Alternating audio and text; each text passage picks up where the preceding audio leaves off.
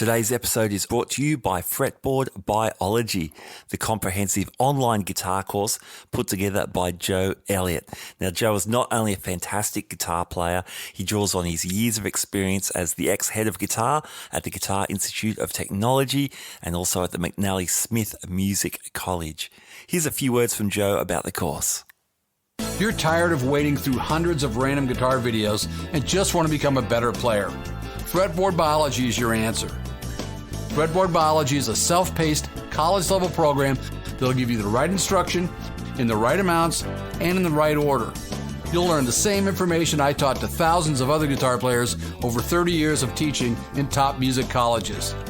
If you want to make real progress with your guitar playing, then sign up for a free 7-day trial at fretboardbiology.com. Hi there, you are listening to the Guitar Speak podcast. My name is Matt Wakeling, and this is the show that I produce in Sydney, Australia, where I get to speak to leading guitarists from around the world.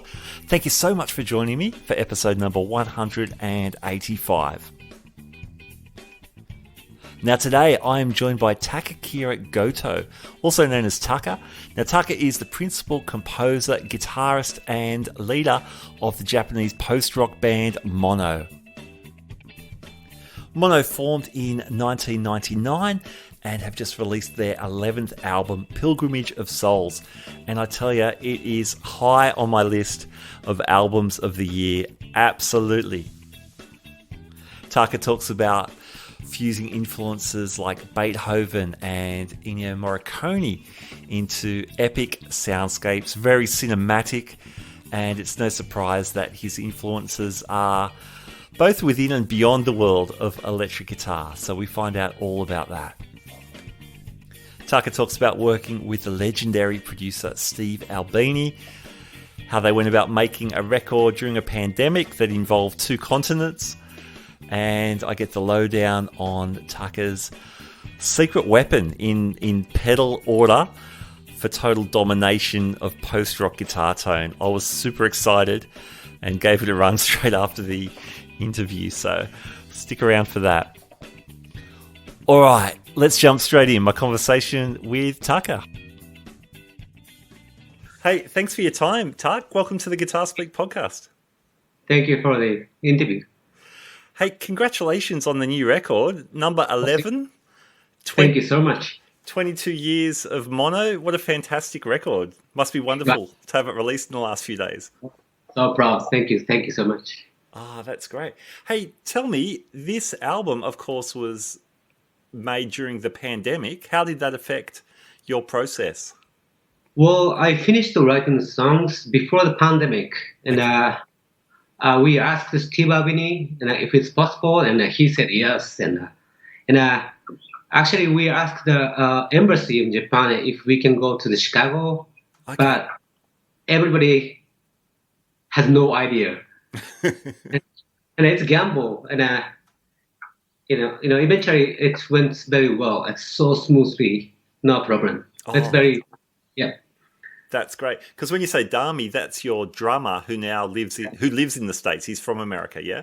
It's a pretty difficult time, and because Dami cannot come to Japan, and we did a online discussion, and he recorded his drumming and sent me, and I checked everything, and eventually Steve Albini accepted to use the 3 days in the studio to practice before recording. Okay. And we met Dam and went to the studio and practiced 3 days, and then we could record. Oh, excellent. And then you recorded it all in the States? Yeah, of course, yes. Great. Fantastic. Now, Steve Albini, you've worked with him for many, many years. What does he bring to the Mono experience? Wow. He's my teacher, and also best friends. And I could learn a lot of things about frequencies, because he's a very organic and very good ear, and very logical, and also he has a good sense about music, and it's been for 18 years, and wow. yeah, and now it's so smooth, because we know each other a lot, and he understand quickly what I want to do, we want to do, Now it's a perfect partner. Excellent. Ever, yeah. That's great. And how influential is he on things like the sonics? So, for example, guitar tones for you. Does he have much to input there? Well, I'm making completely a perfect demo in my studio, Yep. and Steve doesn't want say something.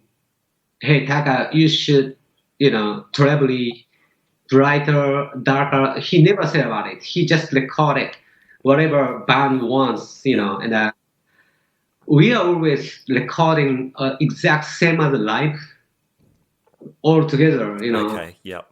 creating the songs all together, and our setup is always same, Okay. So it's easy, same amp, same pedals, same guitars, yeah. So Okay.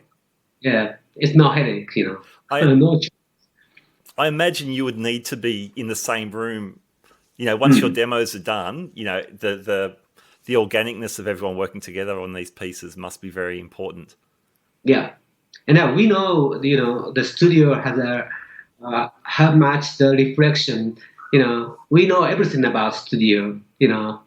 It's super comfortable for us. To controlling everything. Sure. Mm. Now, just to step back a little bit, when you say you're writing these perfect demos, is that the usual composition process that you will Yeah. record and then bring those pieces to the Yeah. band? At first, I'm finishing the demo completely and share the members, and if they have a specific good idea, and the members came to my studio and try to record, and we chose the best way. It's a good friends, the family. Yes. Yeah. Well, I guess Never arguments. that's nice because Yeah. Dami's been in the band for a few years, but Yoda and Tamaki, they've been in the band since the start. Yep, exactly. But Dam, he has our own studio in America, and he can record. Yep. And yeah, and it's not separate track. It's like a two mix. Though. Okay. And he sent me, and I can check everything.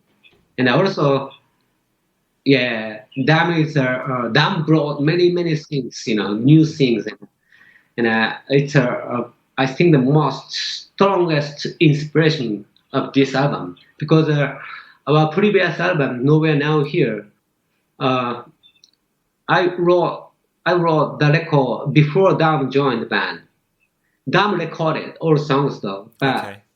yeah, I wrote songs before Dam. So this album is the first time I imagined how Dam can play like this, and because we toured like 1 year and a half. It's like a non-stop world touring together, Okay. and band became to be one, and I felt like most like strongest, composition as the emotion, technical things, dynamics, everything. He brought so many things, Yeah, it made me so free, It's great. I love the drum sounds on the record. The drums So sound beautiful. So good. Some new influences I heard on this record, perhaps not as much on other records. Some of the dance influences in some of the tracks, perhaps Imperfect Things, when the drums kick in there, is more of a dance idea. Yeah, people are saying about it, but it's unconsciously, the idea came, with the melodies, and it's a very lucky inspiration, because it's become kind of a new things. But we never say like disco and techno and the dancing, because we don't care about it. But I'm sure like a beats of the drums, it's like a huge, Yeah. I could hear the super epic kick drums, just the kick drums and the hi hat. Yeah. That makes me so emotional, So maybe I want to pick about this, Yeah. on the record. Yeah. Oh, so many good tracks. I was so excited to hear this record. It's been a great year for post-rock. You guys have got this record, of course. Mogwai and Godspeed have had records out earlier this year as well. So, a great year for this type of music. Now, can we talk guitars for a while? You said you've played the same guitar, your regular setup. Is that your Jazz Master? Yeah, it's like a 66, 96. Beautiful. Yeah. And I'm not collector, but I love the 66. This one. Oh, beautiful. Yeah, it's just so dirty one. Oh, that's unreal. That's Yeah, fantastic. This guitar has the binder here. Yep. Yeah, the It's neck binding. And also dot fret. Yep. It's basically the Jazz Master has a different dot. It's like a square. The blocks, yeah. So I don't like it because I love to play the Stratocaster, and first time I found this guitar in the music store, and I could play like a Stratocaster. Yep. It's like 30 years ago. 30 years ago. And I also so much love the My Bloody Valentine. And yeah. So, so how long have you had this guitar for? The 66 Jazzmaster? What? How long have you owned this guitar for? 30 years. 30 years. Okay. Yeah. Yeah. And before the mono, and I'm still continue to use it. And it's a funny thing. So, Tamaki, the bassist, using their SG, Gibson SG bass. Oh yeah, yep. And Yoda using the Fender Stratocaster. It's like a 71. 71. Yeah, I think so. And first time we met, we start jam session, and we play the songs, and they brought exact same guitar, like a SG and the Strato, and I brought Jazz Master. And first night, it sounds amazing, and so see the future, And since then, we decided we shouldn't change the guitars. 11th album, we are always using the same guitars. Oh, really? Same guitar. I love that. 22 years, same guitars for everyone. 11th album. That's crazy. That rules. That's so cool. That's so cool. So whenever I hear a mono track, it's those guitars. Yeah, it's always because we have a singer. We need some specific specific tone. Yeah. And people are listening. Oh, this mono. It's a very important for us. Yeah. Yeah. People recognize that tone is mono. We cannot change the bunch of the guitars. They're your voices. Yeah. Yeah, we lost the voice. Here.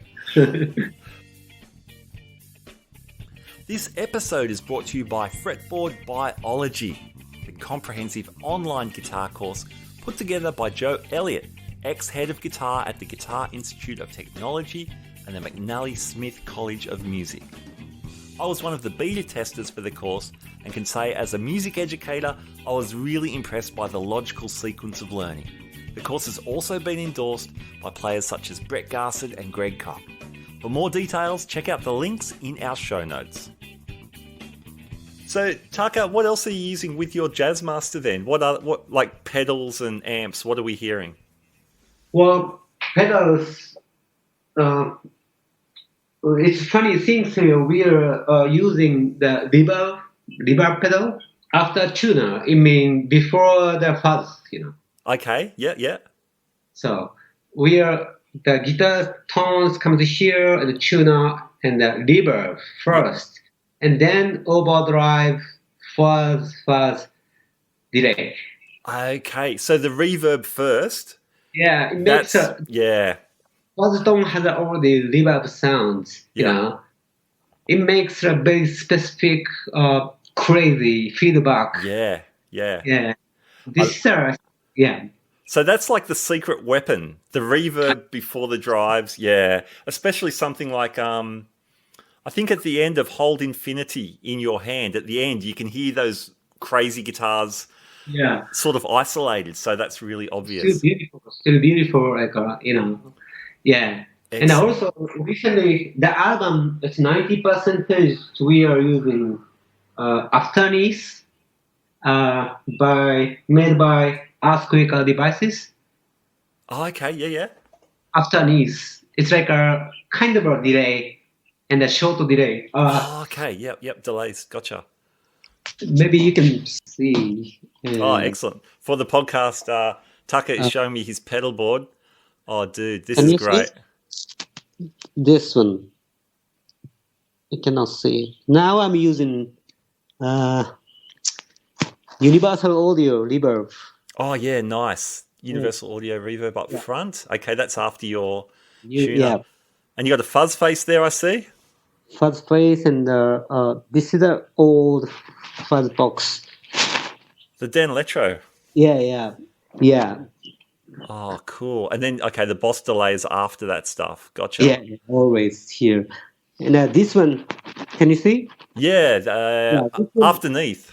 yeah, this one we are using 90% of the songs of the pilgrimage of the song. Okay, yep. Yeah, this is a kind of a when we are in the studio to record with Steve Albini, and Steve doesn't use any digital effects. Okay. Because he's a super organic, And yeah, analog guy, yeah. And Steve always preparing the microphones, two microphones in front of the Fender amps. Okay, yeah, Fender, yeah. What model do you use? Fender? Yeah. Oh, twin reverb. Twin reverb? Yeah. Okay, yep. Also, I'm using the Marshall, the JCM 2000. Marshall. Yeah, fantastic. JCM 2000 with the clean mode.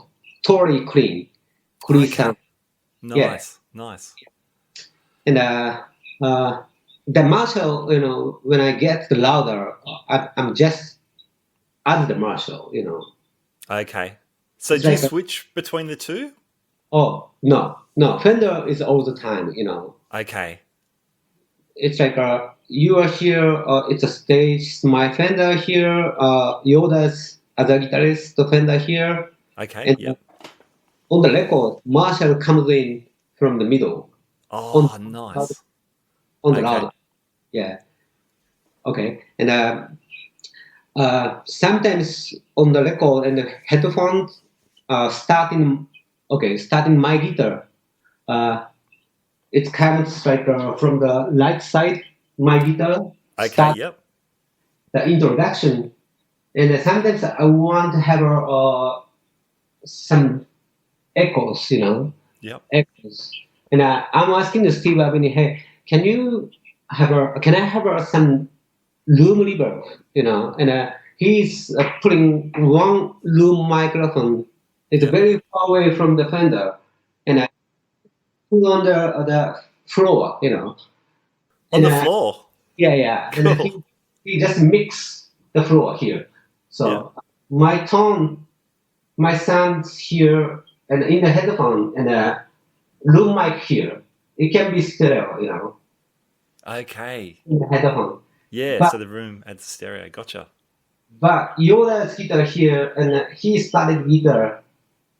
Room microphone is a monaural. It's not always monaural, so we have to choose where we should put room mic. Okay. And this point makes me something need idea, and I decided, hey, maybe we should use the afterneath of the speaker devices. Okay. Afterneath instead of the room microphone. Yeah. So room mic has a really like a plate reverb or like a short delay. Okay. yeah, and Afghanis can be perfectly, instead of the room mic, and so this is what I started. We started. Yoda is the exact same has exact same one he's using. So we are Okay. using same pedals Afghanis, and it's like making like a reverb. Yeah, cool. Yeah, That's it's a that's great way to amazing. do it. Yeah. The guitar tones are big. They're so full of life and energy. It Thank you. sounds Thank you so much. really cool. Hey, Taka, who were your influences then? As I guess first as a guitar player, who has influenced you there? Well, if I have to say only one, Kevin Shields, the best. Okay, Kevin Shields, yeah, My Yeah, Bloody Valentine. yeah, Yeah, definitely, yeah. And and yeah, as guitarist, Kevin Shields, yes, and uh, I love the Nils Frams. You know the Nils Frams. He's a pianist. oh, Nils Niels Frams. Frams, yes, Yeah, yes, he's using like a cotton, felt. It's like he's modified the piano tone. You okay, know, and he's putting the felt on the attack of the piano, and makes like a so dreamy sound. With the okay, piano. And I'm always want to make like that sounds with the guitars. okay. The piano sounds, and sometimes I'm using the tone Yeah, of the jazz master, which has this one. yeah, yeah. The master tone, yeah, This one totally cuts the tone in a like a yeah, dark, with the reverb. It makes like a so dreamy like piano sound. yeah. You know. That's cool. How about So I love how you're bringing in non-guitar players to influence the way you play guitar. That's really interesting. It's of course we love so much Jimi Hendrix. Yeah, The yeah, Jimmy Page. Yeah, they are so great, but we still want to find the own way, yeah, own style, which no one do, yeah. you know. Yeah, there are a bunch of the guitar heroes, but I don't focus the guitars a lot. But I Hmm. have imagined like uh, I love the sounds like or imagine like over input of the Ennio Morricone. If you play the Ennio Morricone with the overdrive, Okay. Yes. Yes.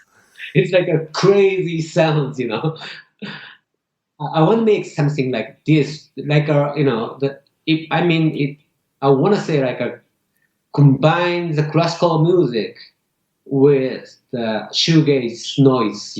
Like, of course, it's like a combined mix with fire and water. Hmm.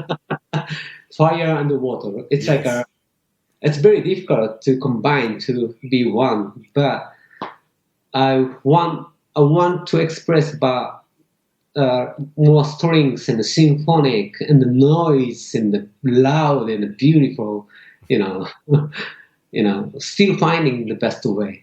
Yeah. Oh, excellent. That's a good. That's a pretty good journey. So Yeah, I guess I was also going to ask who inspires your composition, but I guess you've kind of answered that really. composition of the songs. Yeah. It's a Beethoven and Ennio Morricone is the Morricone. most. Yes. Yeah, I love the classical composers and Yeah. yeah, and I love it to or try to mixing something to make new. Yeah. Great. Mm. Fantastic. Well, Taka, congratulations again. Yeah, the band's produced a fantastic record. Thank you so much. As I said, I was very excited to hear it. And when are you coming back to Australia? I guess at the moment it's a bit unsure, but I know you've toured here fairly regularly. Yeah, we really hope to go there the end of next year. Okay, great. Yeah, yeah, I really hope. Yeah, great. Well, I hope you can come here too. I would love to see you guys touring this album. Thank you. And Taka, thank you so much for joining me on the Guitar Speak podcast. And I'm sorry about English and so hard to explain about music. Oh, you're great. Thank you for understanding. Your English is much better than my Japanese. So, no, thank you. Thank you for the interview. All right, there you go. Takaakira Goto, also known as Taka, the leader of the band Mono. Man, the album's unbelievably great, so please check it out. Hope you enjoyed that interview. I thoroughly enjoyed talking to Taka. What a good guy. And repeat after me. Reverb before fuzz. That's the secret, guys. I tried it out after the interview and instant epic. So I'll be running that order for a little while, I think.